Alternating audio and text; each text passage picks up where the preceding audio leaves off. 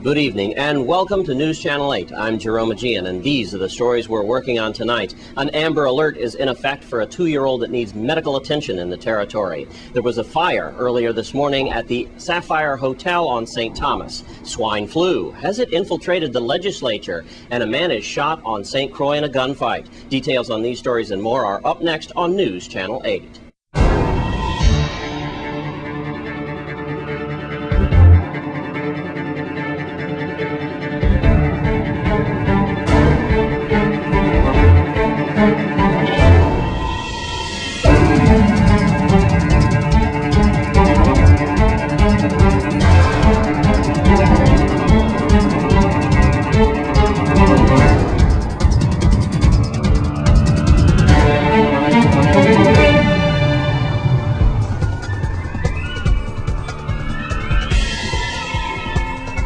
In our top story tonight, for one of the first times in our territory, an Amber Alert has been issued for a 2-year-old girl on St. Croix that needs medical attention right away. Let's go to News Channel 8's Wes Small for the details. Thanks a lot, Jerome. For the first time in this reporter's knowledge, we have an Amber Alert. An Amber Alert here in the Virgin Islands for a little 2-year-old girl. Missing is Aliyah Watley. You're seeing her picture now, the daughter of Shavonna Brady and Rolando Watley. Watley is just 1.5 feet tall. She's just a little thing, 60 pounds. She lives with her mom in Concordia, St. Croix. The child was in temporary custody of her father, who is presently off island. She was last seen Saturday, July 18th at number 83 Catherine's Rest. This child has an ongoing medical condition and she needs immediate medical treatment. Now, anyone found to be in possession of this little girl or knows the whereabouts of Aliyah Watley is asked to contact Detective M. Myers at the Juvenile Bureau at 712-6046, or you can always call 911 or even Crime Stoppers at 1-800-222-TIPS.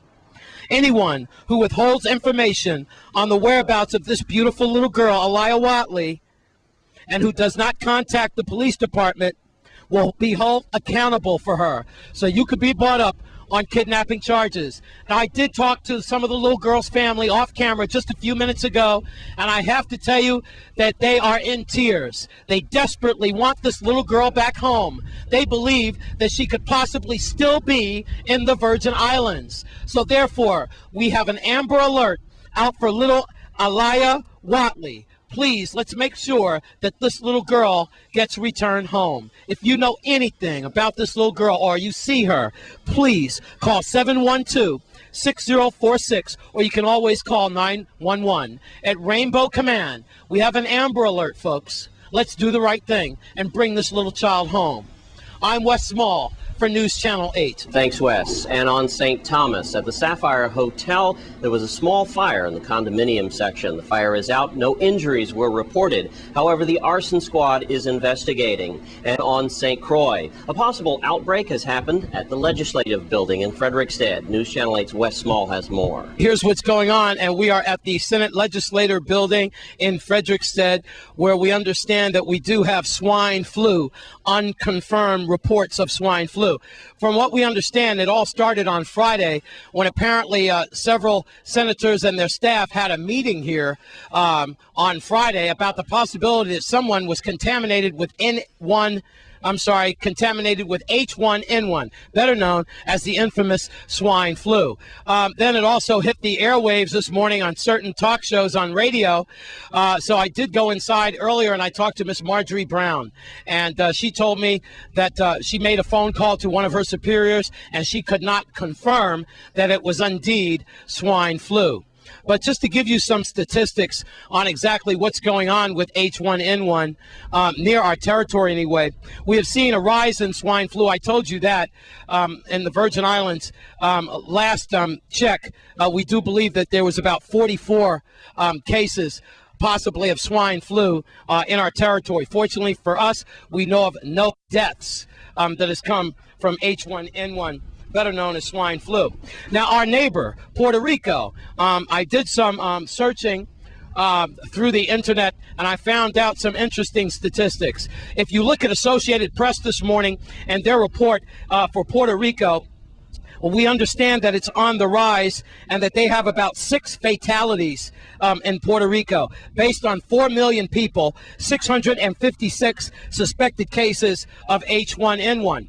Now, when you go online and you look at swine flu for Puerto Rico, you'll find an agency called The Republican, a media outlet, and they say it's very possible that they have 8 to 19 deaths of swine flu. So one of the things that we understand as the media and working for the health department, how do you get this news out to the public without causing a panic? That might come with the difference of numbers, because now we understand when you look at the difference of swine flu infections, that you come up with a difference of numbers. For example, Puerto Rico's investigating 17 other deaths that look like swine flu. That's more like it. That would put the number up to 23, which is very close to how the Republican has it at about 19 deaths. So there you have it. While we have no official deaths so far from the VI Health Department of swine flu, we still are very wary of contamination. All we can tell you at this point is that you make sure you wash your hands thoroughly, and also make sure that if you're sick, you don't bring this sickness to work or camp or school or otherwise. What we're mainly concerned about here, that this is just not a Senate legislative building for politicians and staff, but it's also for the public. Remember that of these 7 senators that work out of this office, remember that they have daily staff meetings and so forth, and also the public comes in and talks to the researchers, chief of staff, and the senators as well. So that there is a good chance that you can become contaminated by H1N1 if you don't know what to look for when you come to the legislative building. And that's our job in the media, to report outbreaks when these things happen. So if we hear anything from the VI Health Department or not, then we'll get it to you. Reporting that it's not really confirmed, but everyone's talking about it, swine flu at the legislative building on St. Croix in Frederickstead. I'm Wes Small for News Channel 8. And in other stories tonight, there was a gunfight over the weekend on St. Croix. News Channel 8's Wes Small checked it out. Thanks a lot, Jerome. Here's what we believe happened. It was around 6 o'clock on Saturday night in this area of Clifton Hill in the State Prophet, just about a half a block away from Melvin Evans Highway. And we have 2 cars involved in a gunfight. Right after 6 o'clock on Saturday night, a man and woman was in one vehicle, we believe also with another young man. That could put 3 people in one vehicle, and at least one other person is in another, as shots rang out in this Clifton Hill area. Bullet casings along the road here, according to police investigators. As police investigators were in this area of Clifton Hill, that's when reports came about in Sine Farm. Then, as emergency responders hit Sine Farm about gunshots, gunfire there, that's when they discovered a 19-year-old victim who was shot in his hand. We now believe that after investigators looked at vehicles damaged with gunfire and so forth, that same altercation started here in Clifton Hill with gunshots ringing out and ended in Sine Farm with the 19-year-old getting shot in his hand. He is now undergoing treatment at Juan Louis Hospital. Juan Louis Hospital was then put on full-scale alert. Ever since the execution of Shadrach Fret, this has probably become common procedure that to make sure that no individuals got into the hospital over the weekend to continue their gunfight and their argument. So far, no one is in custody. I just got off the phone with Melody Rames. They are still looking into this. Anyone having information is urged to call the Criminal Investigation Bureau at 712-6077, 712-6037, or Crime Stoppers at 1-800-222-TIPS, 1-800-222-8477. Meanwhile, Police Chief Oakland Benna says that he has some leads on this case. The suspects are possibly being looked at as far as search warrants being made for those suspects that happened over the weekend. So far, that's all we have. Police do have several leads. A 19-year-old shot in his hand. We believe the gunshots, the altercation, started here and ended up in Sine Farm. In Clifton Hill, I'm Wes Small for News Channel 8. Thanks, Wes. We're talking about the GERS. That's up next on News Channel 8. Stay with us.